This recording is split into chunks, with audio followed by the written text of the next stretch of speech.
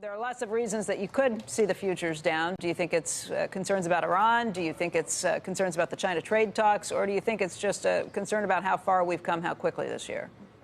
I think, Becky, given what has happened, the fact that it's happened largely in the last few minutes, I think it's largely China trade. You know, we were also in the S&P, we were at a really critical level. We were halfway back from that May 1st high to the May 13th low, and that is until we saw this sell-off in the last few minutes.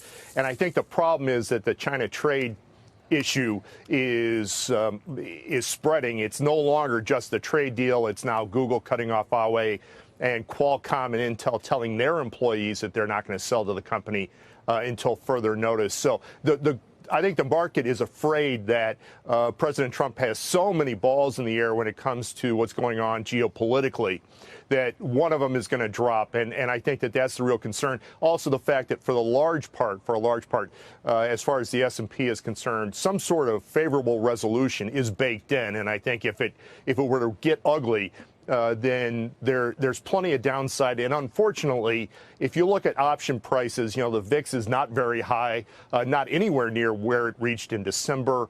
And so there's just not enough skepticism. Also, an index that we've created measures the cost of crash protection. That's actually near a 52-week low. So people are not reaching to buy those sorts of protective puts. Have you looked at, is Tesla on your radar screen today, Scott? Tesla is not. No, I mean, it's a interesting company and fascinating story, but I don't think it colors what's going on in the broader market. I'm not talking about the broader market, but that's what's happening this morning. And 201 we haven't seen in a bit. I mean, that's not far from a one handle on Tesla. It's been in free fall, and it's certainly one of the story stocks, one of the most beloved story stocks that also the Teslarians, if you said anything bad about it at 3 or 350, you heard about it. They're not quite as vocal in recent days. But Ian, you brought it up. You're an economist. I don't know why it's on your radar screen, but you brought it up, and there were some negative comments from Dan Ives. Saying that they face a climb like Kilimanjaro to hit their earnings for the second half. So market's taken that really badly. And you're using earnings in the most in the least possible sense. Yeah, exactly. Well, that's the problem with these tech businesses that don't necessarily make a lot of money. You know, you've seen how Uber's performed since the IPO and Lyft, and it's just in a nervous market environment. People tend to ask harder questions, and they don't like the answers. You bought a BMW electric car? Yeah, that's hilarious. It's called a Solaris. What's it look like? No, it is hilarious. Oh, it is hilarious. Oh, it's hilarious. What is the model of this? It's an i3, and it's. Is it a sedan or a crossover SUV type thing?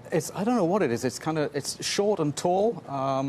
But it's mostly like for running around town. It's not. You wouldn't do it for a long distance. But I mean, it's fun. How many times have we talked about what happens when BMW and Mercedes and scale and get into this business? Yeah. Well, they're already there. You know, in the UK, of course, where I live, you know, the price of gas is compared to here is at least double. Brutal. So the incentive to get into electric is much greater. Right. I mean, the price continues to go down. So I was looking just now at the margin call numbers, the estimates for Elon Musk. 420. No, not 420. Okay. There were some numbers speculated around around $232, $32 based on this idea that he had about $800 million of loans. We're obviously have to dig into this because we have to go into some more of the public filings. He has a huge stake in SpaceX, obviously, and SpaceX has a huge valuation, so it's always possible he could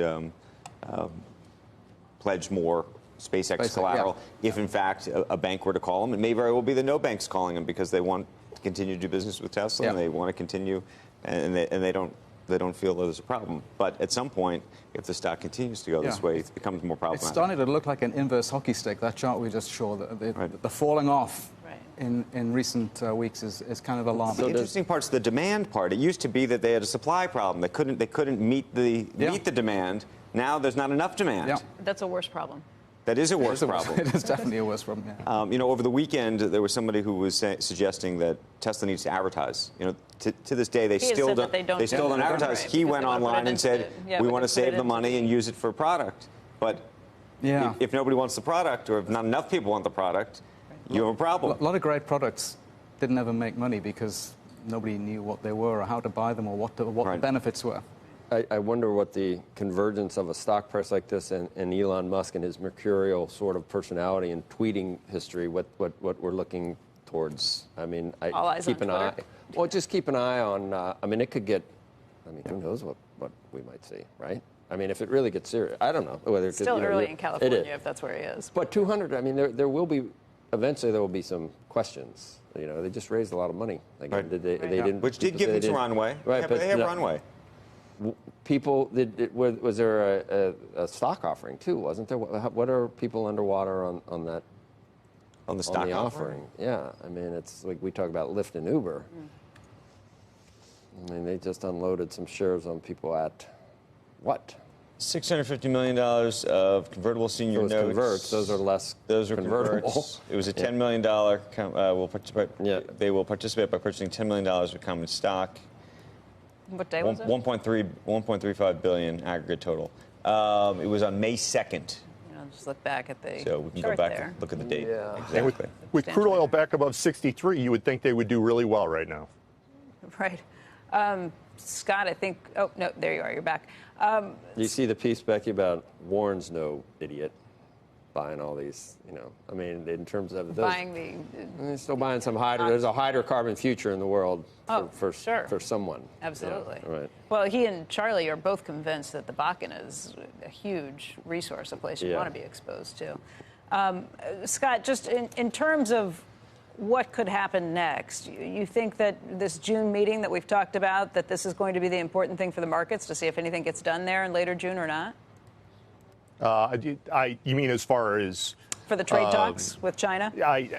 we have to see some progress. We're desperate to see some progress because, again, this is now the tentacles of this problem are now spreading, and we're now operating on several different levels. I think we have to see some progress. I will say this: President Trump, who's not always been really good about toning down the rhetoric, seems to be, regardless of the issue, seems to be toning down the rhetoric, and I think that's a great thing. And the fact that he actually delayed tariffs for European and Japanese automobiles indicates that he's willing to moderate on this issue to maintain the calm. And I don't think that we normally see that or expect that out of him. I think that's a great thing. I hope that some of the company-specific news is not a problem. If there's a problem for China, it's that the yuan is nearing 7 to the dollar, and I think that that's likely to be a real important. That's going to be a red line for them. They're not going to put up with that.